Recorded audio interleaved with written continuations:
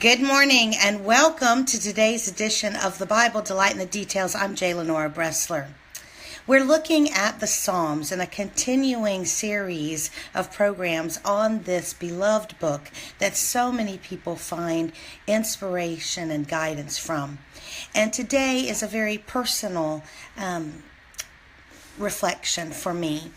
I was looking on Google for messages from the Psalms, and something popped up, and so I read about it, and I thought, I think I want to share something with you all that really we need to sometimes be shocked, I think, into realizing how important it is that we take advantage of the gifts that we've been given, and not just gifts like talents that are unique, specifically unique to individuals, but the gift of our senses and our bodies and what our bodies can do.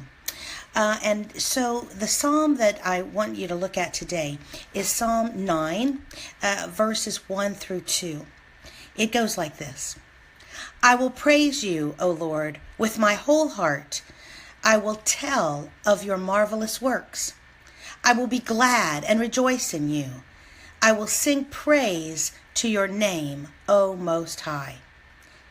Now, in this couplet of verses, again, parallelism as we would expect from Hebrew poetry, there are two parts. The first part of each of these verses talks about how you feel inside. And the second part talks about how you express it outside, obviously through the use of your voice. I will tell and I will sing.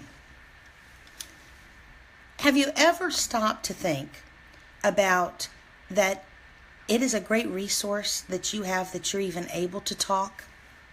And for those who are able to sing, that is a great resource too. And I'm not just talking about being, very eloquent in your speech or being very beautiful in your singing ability. I'm just talking about that you have vocal cords, you have a larynx, you have a voice box that you can use to communicate with people. Now, whether you do that well or not is secondary, but I'm just talking about that you have the physical apparatus needed to communicate in speech and in song about anything you want to talk about. We should not take that for granted.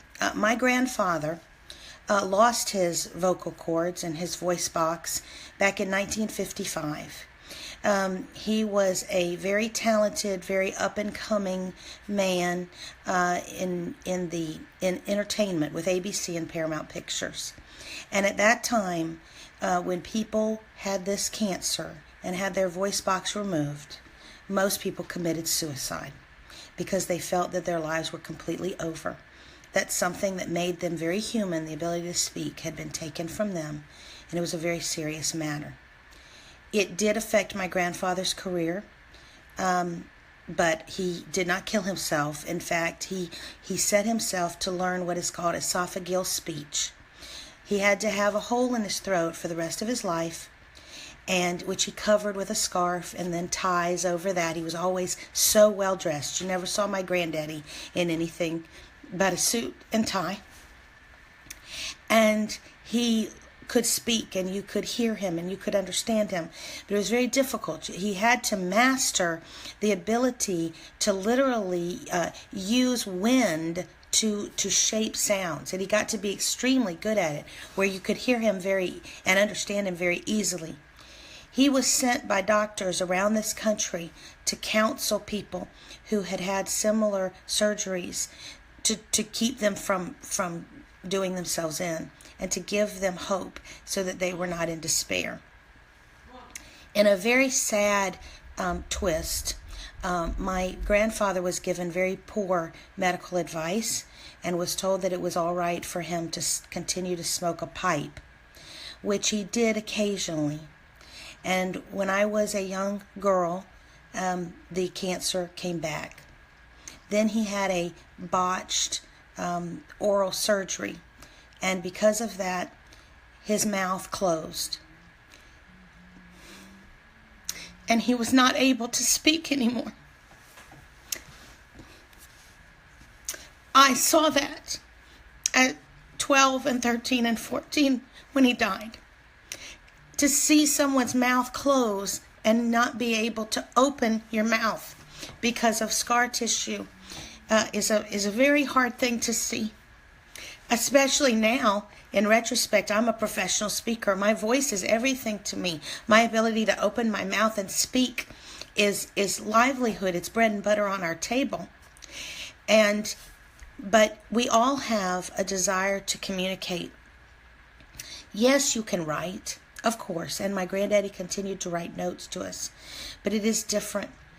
And I say to you today, what are you using this precious resource of communication for? What are you communicating? Are you communicating harshness and bitterness and criticism and complaining?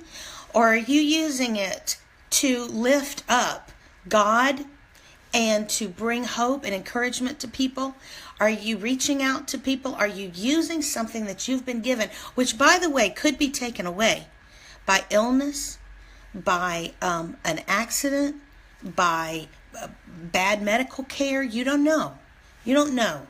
Things that you take for granted today that you can use for the service of God and the glory of His kingdom and the helping of other people could be gone tomorrow. And we need to remember that first and foremost in this is our ability to communicate what we know in here, what we feel in here about the most important subject ever in the history of man, which is God and His kingdom and what that means to the individual people that we meet. That is the greatest thing that we can ever communicate. Are we using what we have been given, our bodies, to communicate that? Let us be like David and commit that we will use our abilities to speak about and to sing about the Lord. I'm J. Lenora Bressler. Visit me tomorrow on the next edition of The Bible, Delight in the Details. Have a great day.